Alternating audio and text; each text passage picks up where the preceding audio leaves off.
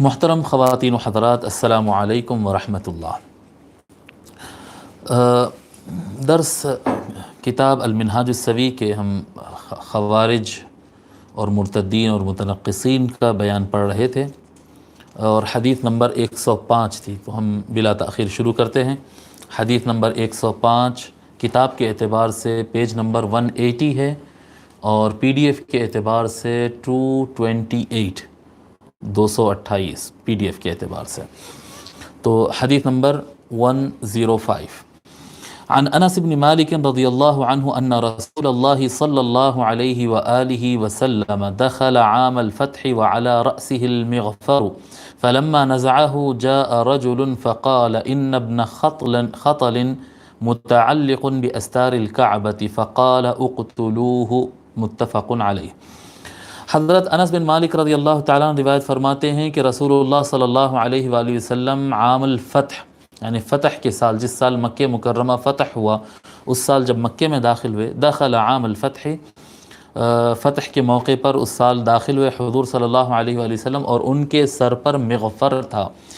مغفر آپ کہیں لوہے کی ٹوپی وغیرہ جو جنگ میں استعمال کرتے ہیں، بعض حضرات نے یہ کہا ہے، لیکن جہاں تک میری اسٹڈی ہے، اس کا معنی ہوتا ہے وہ لوہے کی جالی جو بن دیتے تھے اس طرح سے۔ آپ دیکھیں گے کہ لوہے کی اگر ٹوپی پہنتے تو اس کے اطراف میں بھی اس طرح سے جالی لٹکتی تھی، لوہے کی جالی ہوتی، تو یہ لوہے کی جالی بناتے تھے اور وہ سر پر رکھتے تھے۔ یعنی اگر لوہے کی ٹوپی نہیں پہننا ہے جنگ میں، عمامہ باندھنا ہے یا ٹوپی پہننا ہے، تو وہ جالی رکھ کر سر پر، اس کے اوپر سے ٹوپی یا عمامہ پہن لیتے تھے۔ تو وہ جو لوہے کی جالی ہوتی تھی، بنی ہوئی جالی، اس کو مغفر کہتے ہیں۔ تو وہ حضور صلی اللہ علیہ وآلہ وسلم اپنے عمامے کے نیچے اس دن جنگ فتح مکہ کے موقع پر وہ جالی رکھ کر اس پر آقا علیہ الصلوۃ والسلام اپنا عمامہ باندھے تھے۔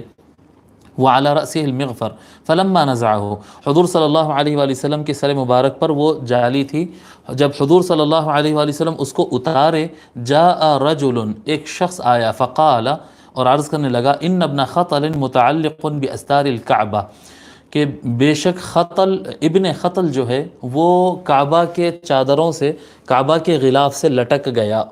کعبے کے غلاف سے لٹک گیا۔ ابن خطل کون تھا؟ ابن خطل ایک شخص تھا جو پہلے اسلام قبول کیا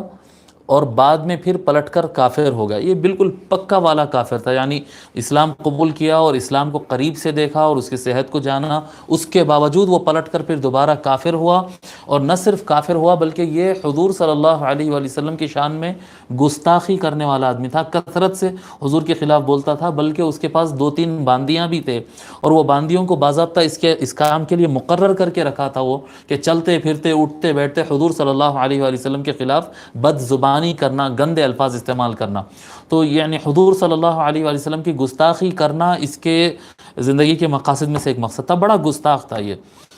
بڑا گستاخ تھا۔ اور حضور صلی اللہ علیہ وسلم فتح مکہ کے موقع پر، کیونکہ سامنے کوئی لشکر اٹھا نہیں تھا، اس لیے تلوار اٹھانے سے منع کیے تھے، سوائے چند افراد کے، 5-6 افراد تھے، 7 افراد کچھ تھے وہ، جن کو حضور صلی اللہ علیہ وسلم حکم دیے تھے کہ ان کو ختم کر دینا بس۔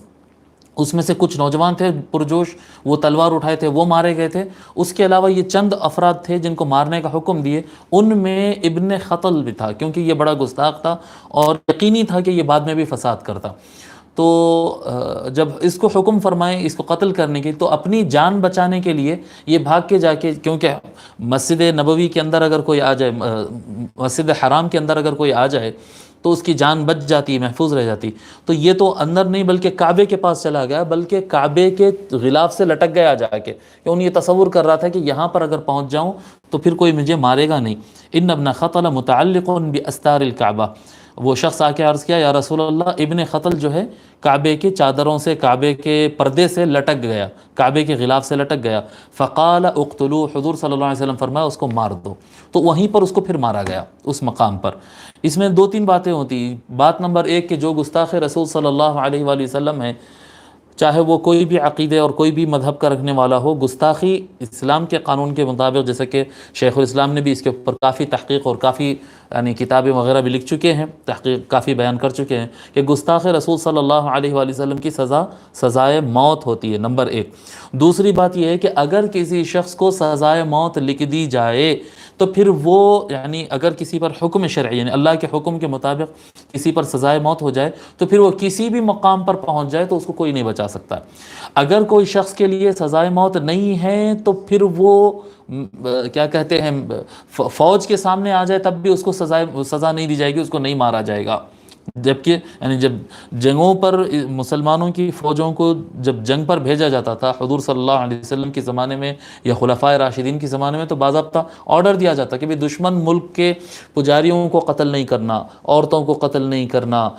کسانوں کو قتل نہیں کرنا، تاجروں کو قتل نہیں کرنا، بچوں کو قتل نہیں کرنا، بیماروں کو قتل نہیں کرنا، حالانکہ دشمن ملک ہے اور وہ لوگ دشمنوں میں شامل ہے۔ اس کے باوجود اگر کسی پر سزائے موت نہیں ہے تو وہ میدان جنگ کے آس پاس بھی اگر مل جائے تب بھی اس کو قتل کرنا نہیں ہے۔ اور اگر کسی کو سزائے موت قانون کے مطابق ہو گئی تو بھلے وہ خانہ کعبہ کے غلاف سے بھی جا کے اگر لٹک گیا تب بھی اس کو وہاں پر سزائے موت دی جائے۔ یہ مسئلہ یہاں پر معلوم ہوتا ہے۔